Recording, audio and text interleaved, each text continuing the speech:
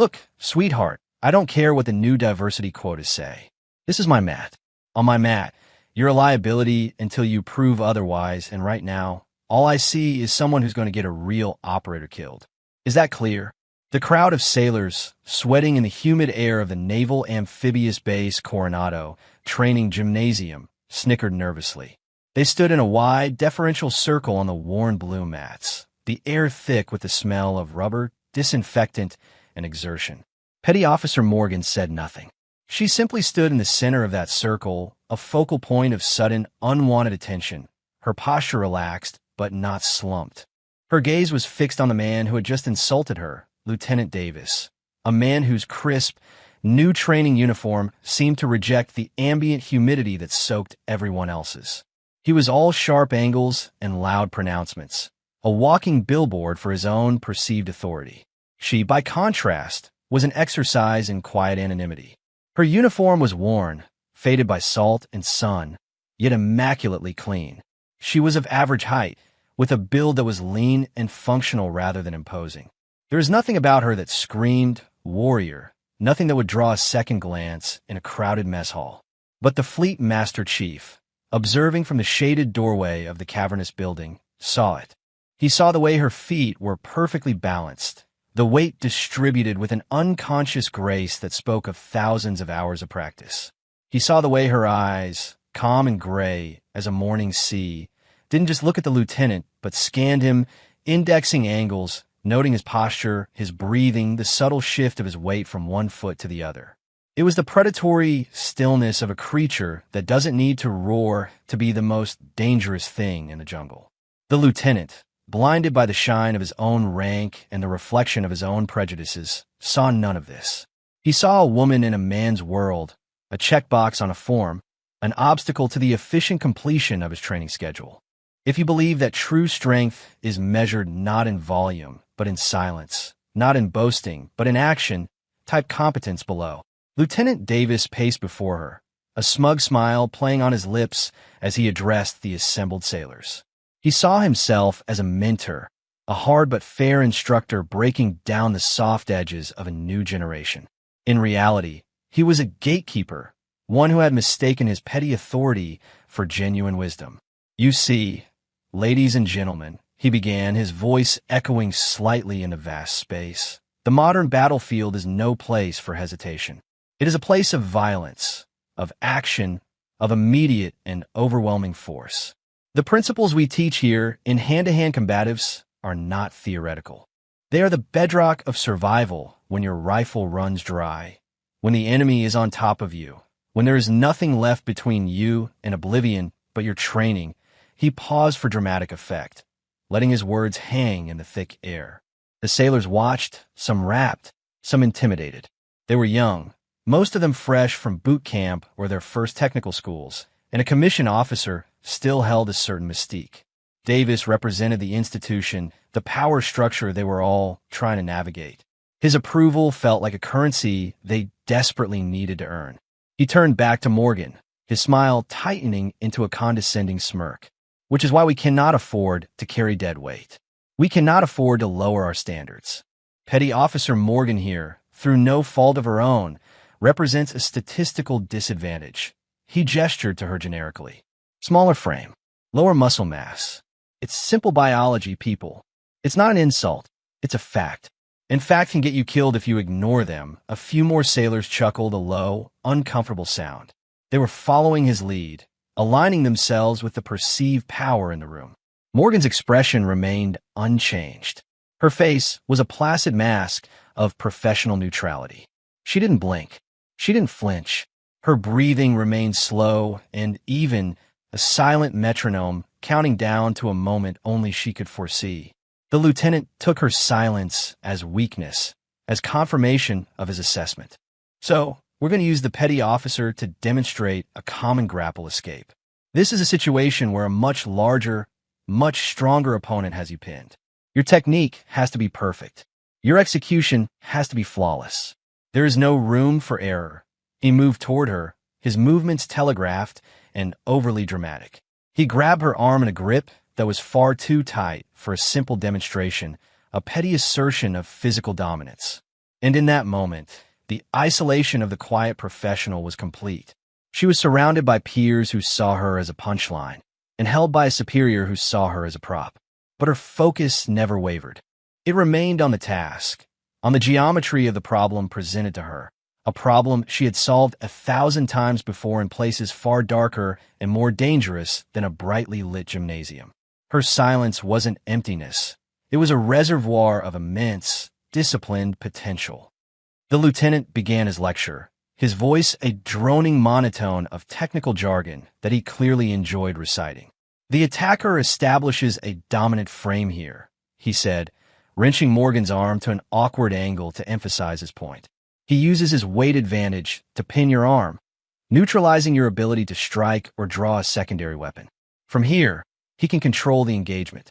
He can strike, he can choke, he can create an opening to finish the fight. For the defender, he glanced at Morgan with a look of theatrical pity. The options are limited. The window for a successful counter is fractions of a second. It requires explosive power, perfect timing, and a level of aggression that, frankly, must be drilled into you. He was talking to the crowd, but his actions were directed at her. Each movement was a small act of humiliation, a physical manifestation of his verbal disdain. He wanted them to see her struggle. He wanted them to see her fail, to prove his point that she didn't belong. He wanted to be right, and he was willing to use her as the evidence for his own flawed argument. Now, the Standard Academy counter involves creating space, he continued, pushing his weight against her. You are taught to shrimp your hips, to create a wedge with your knee, to try and break the posture of the attacker. He looked around at the nodding sailors. This is fine in theory, but theory and reality are two different things. He leaned in closer to Morgan, his voice dropping to a conspiratorial whisper that was still loud enough for the front row to hear. And the reality is, someone your size will never generate the force to move someone my size. It's physics. He shoved her slightly, expecting her to stumble, to lose her footing. She did not.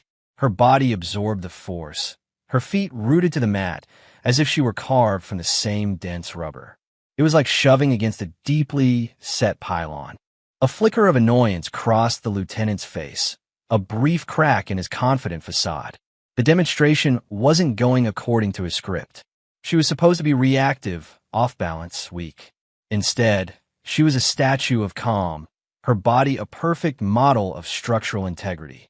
He decided to escalate. Let's try a more dynamic scenario. The attacker isn't just holding you. He's striking. His voice regained its authoritative boom. He's trying to disorient you, to break your will, to demonstrate. He swung his free hand in a slow, telegraphed arc toward her head, stopping just short of her face. You must control the striking limb, protect your head, and then, only then, can you attempt the escape. He repeated the motion, a little faster this time, a little closer.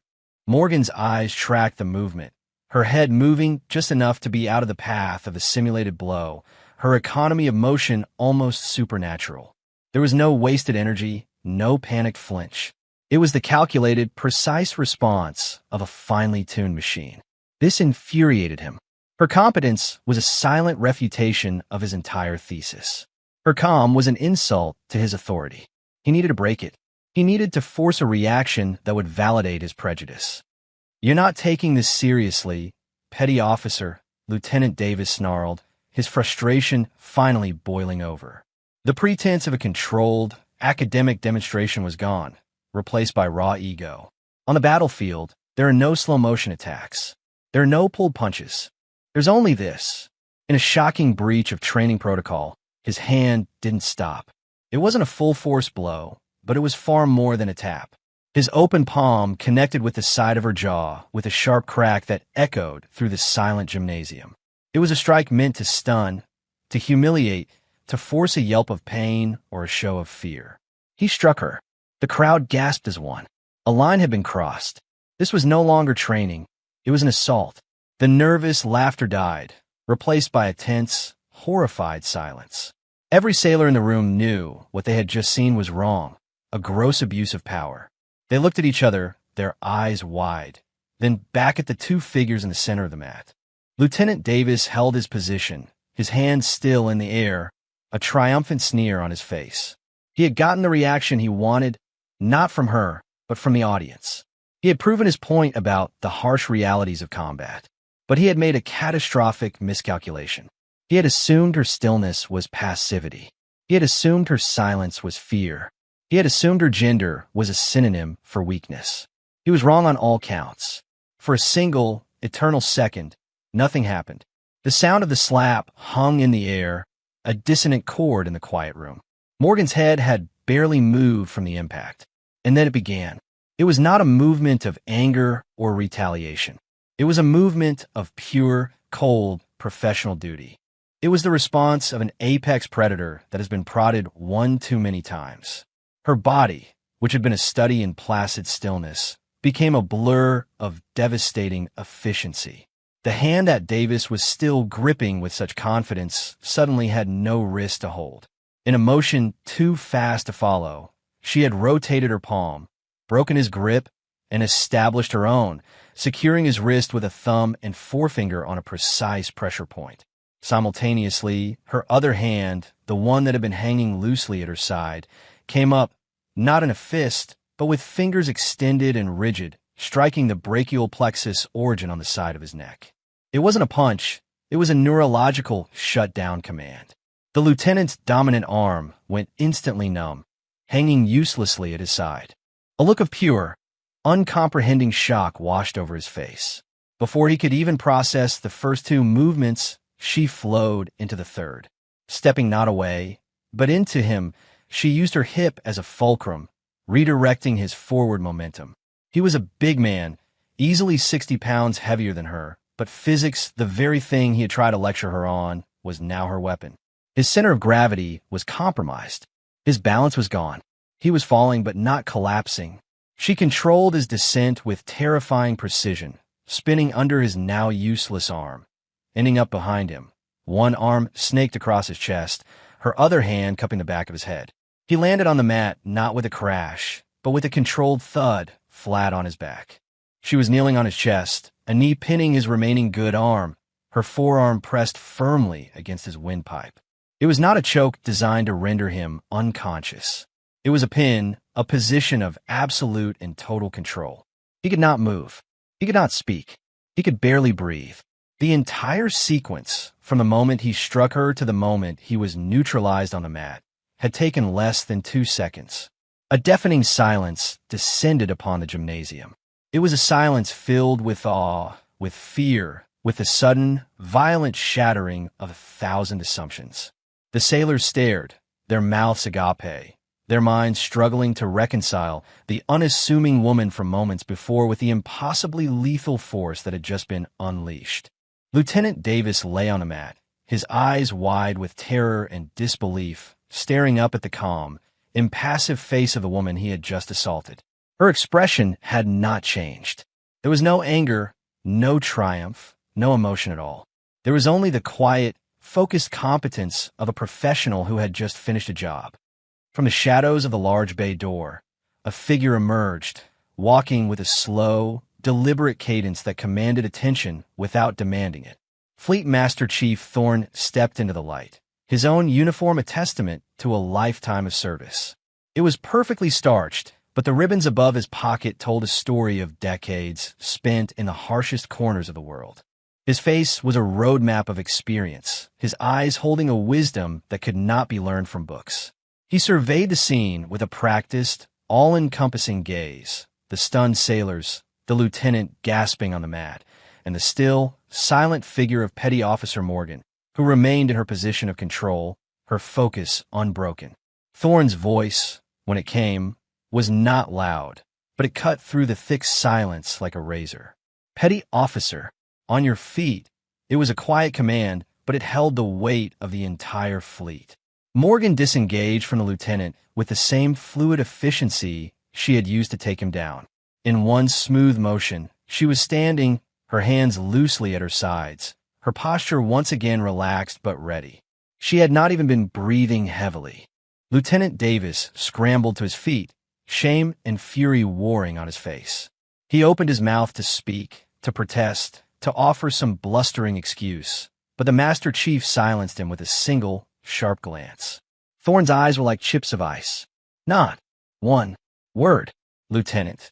The words were spoken with a finality that left no room for argument. Davis's mouth snapped shut. Thorne walked a slow circle around the two of them, his eyes missing nothing. He looked at the red mark beginning to form on Morgan's jaw.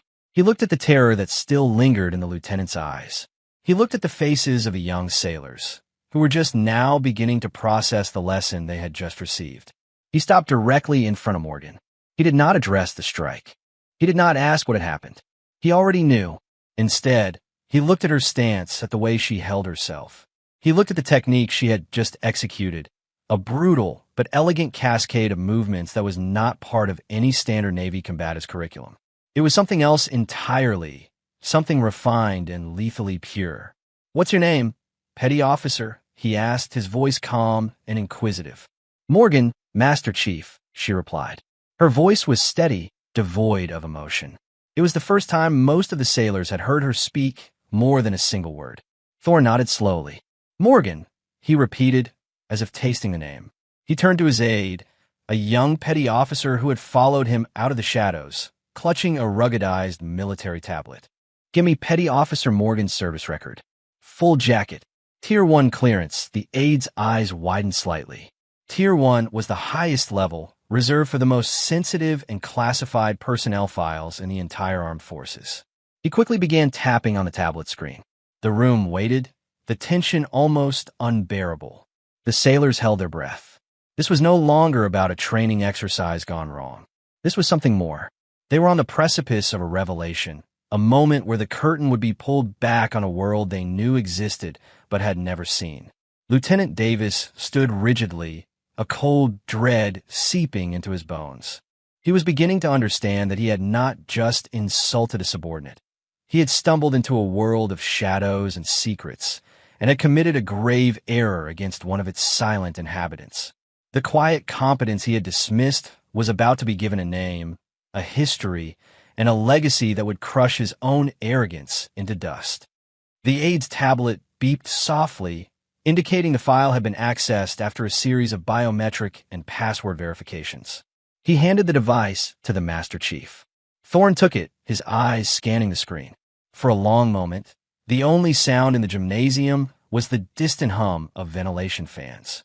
The sailors watched his face, trying to read his expression. It was unreadable at first, a mask of professional scrutiny.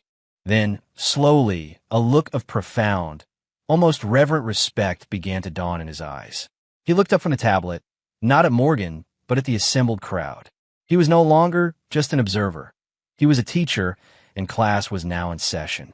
For the benefit of those of you who have clearly forgotten the most fundamental tenets of our service, he began, his voice resonating with quiet authority, let me provide a lesson. The first tenet is respect. Respect for your shipmates, regardless of rank, gender, or appearance. The second is to never, ever make assumptions. He paused, letting the words sink in. He then turned his gaze directly onto Lieutenant Davis, and the temperature in the room seemed to drop by 10 degrees. You, Lieutenant, have failed on both counts today. Spectacularly, he lifted the tablet. You assume that because Petty Officer Morgan is a woman, she is weak. You assume that because she is quiet, she is timid. You assume that because her rank is lower than yours, you had the right to disrespect and assault her in front of her peers. He took a step closer to the lieutenant, his voice dropping to a low, dangerous growl. You did not see a warrior. You saw a target for your own insecurities. You were wrong. Thorne turned back to the crowd. Let me tell you who you are looking at. He began to read from the tablet, his voice clear and precise, each word landing like a hammer blow. Name, Morgan, Specialist. First class. The room stirred.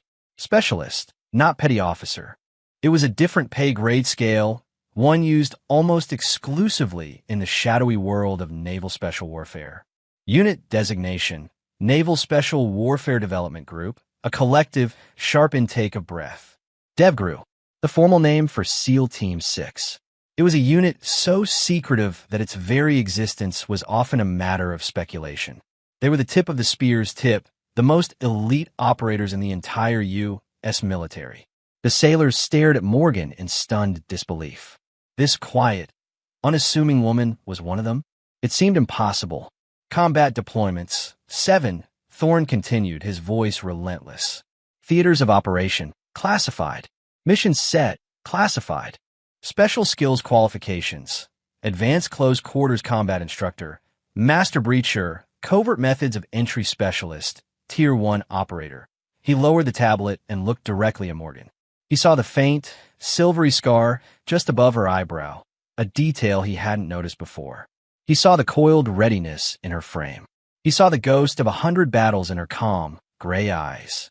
He saw a professional.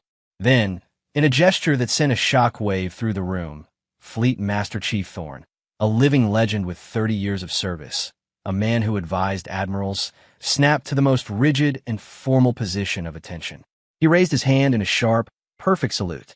"Specialist Morgan," he said, his voice ringing with a respect so profound it was almost tangible. "My apologies for the unprofessional conduct of my officer. It will be dealt with. Thank you for your demonstration." The world had just been turned upside down. The institutional hierarchy, the very foundation of their world, had been inverted. A Master Chief was saluting a specialist. And in that moment, everyone understood. They were not in the presence of Sailor. They were in the presence of a legend. The legend of Specialist Morgan spread through the base, not like wildfire, but like a pressure wave from a distant explosion, silent, invisible, but powerful enough to shatter glass. It traveled not through official channels, but through the whispered conversations in mess halls, the hushed tones in barracks after lights out, the sudden, respectful silences that fell whenever she entered a room.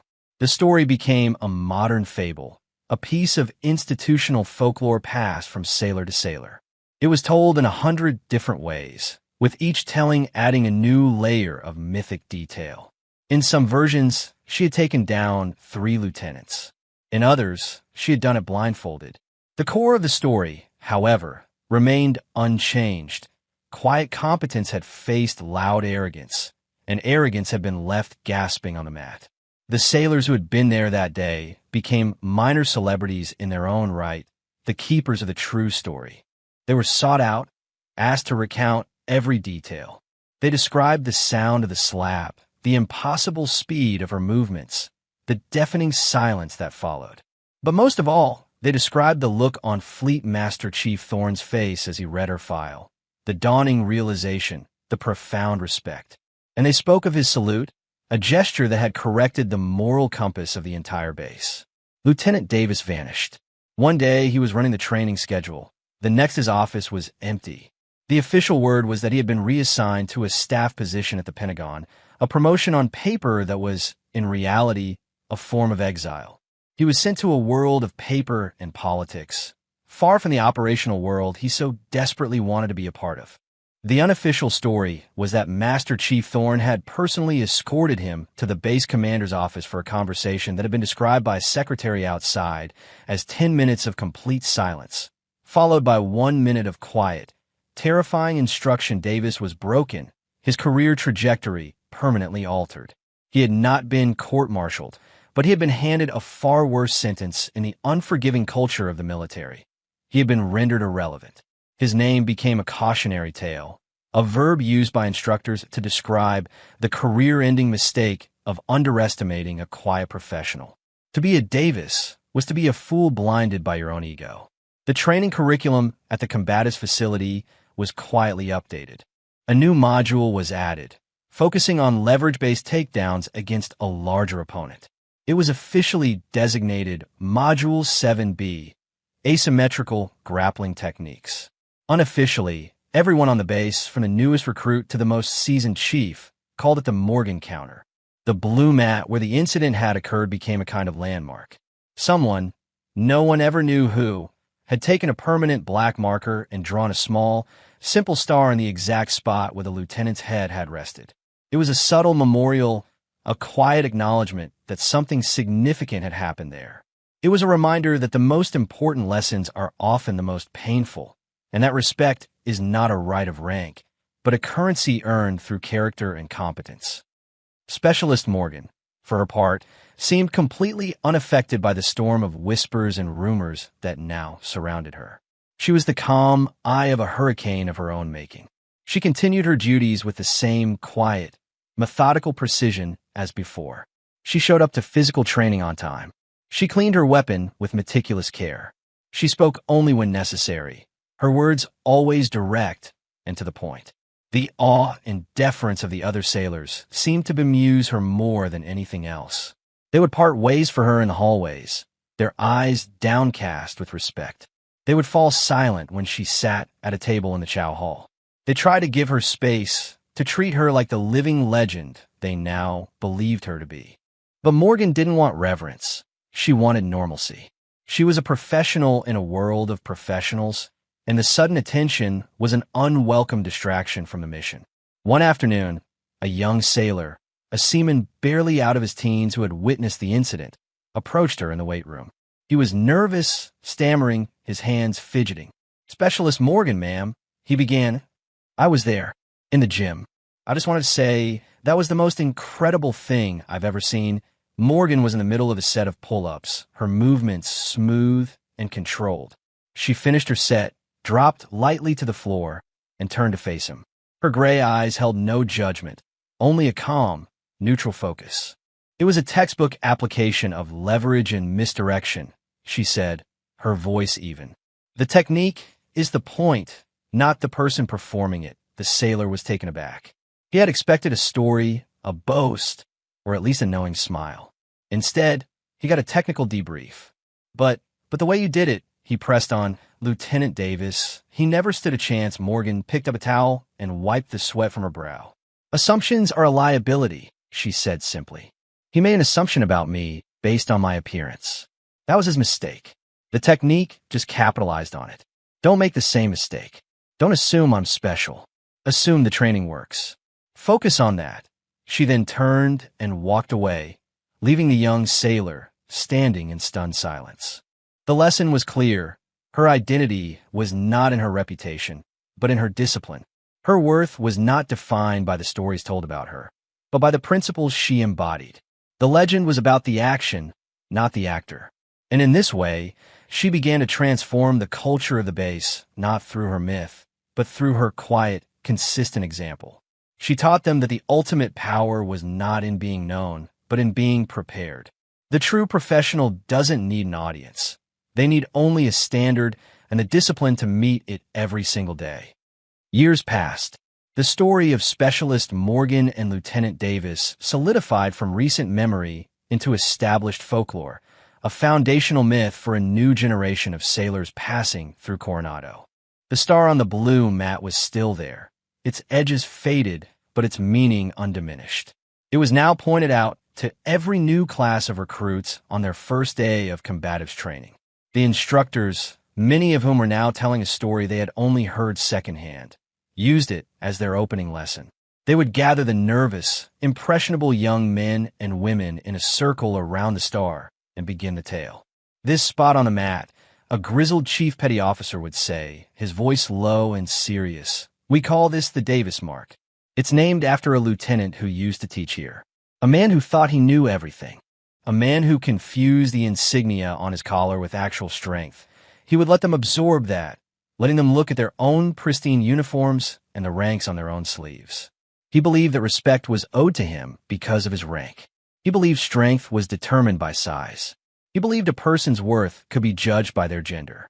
He learned, on this very spot, that all of his beliefs were wrong. He learned that respect is earned through competence. He learned that true strength is about leverage, not muscle. And he learned that the most dangerous person in the room is almost always the one who doesn't need to tell you they are. The story had become a powerful teaching tool, more effective than any training manual. It was a parable about the dangers of ego and the virtue of humility. It taught that the uniform was a symbol of responsibility, not a license for arrogance. The name Morgan was now spoken with a kind of reverence, not just for the woman herself, who had long since departed for other, more classified duties, but for the principle she represented. She was the embodiment of the quiet professional, a silent guardian whose actions had left a permanent and positive mark on the institution she served. The culture had shifted slowly but surely. Instructors were more mindful. Officers were more respectful. The sailors themselves were quicker to defend a shipmate from casual prejudice, quicker to look past the surface and judge a person by their actions and their work ethic. The lesson of that humid afternoon had rippled outwards, strengthening the core of the force in a way no new weapon system or technological advancement ever could. It had reinforced the simple, timeless truth that a fighting force is only as strong as the respect its members have for one another. The true legacy of Specialist Morgan was not the single, dramatic event in the gymnasium. It was not the humbled lieutenant or the whispered stories. Her legacy was the quiet, institutional change that followed. It was the young female sailor who now walked onto the training mat with confidence, knowing she would be judged by her skill and not her gender. It was the young officer who now listened to the advice of a seasoned enlisted professional, having learned that wisdom does not always correlate with rank. It was the culture of quiet competence that began to permeate the training command, a culture that valued precision over noise and action over words. Legacy isn't a statue or a plaque on a wall. It is not a story frozen in time. True legacy is a living thing. It is the continuation of a standard. It is the passing of a lesson from one generation to the next, becoming stronger and more refined with each telling. It is the silent, positive pressure that forces an institution to become a better version of itself. Specialist Morgan, wherever she was in the world, fighting in shadows and silence, would never know the full impact of her actions that day. And she wouldn't care. The quiet professional does not seek validation. They do not need their name remembered. Their reward is the continuation of the mission, the quiet satisfaction of a job done right, and the knowledge that the standards they live by will endure long after they are gone. The mark on the mat was not a monument to her, but a signpost for others, a permanent reminder that in the calculus of combat and in the measure of a human being, assumptions are the enemy, and competence is the only currency that matters. It teaches us that the loudest voice in the room is often the most insecure, and that true strength, the kind that can change the world, is often found in the disciplined, deafening silence of a professional at work. For more stories where quiet competence triumphs over loud arrogance, and where silent discipline defines their worth, subscribe to Unknown Heroine Tales.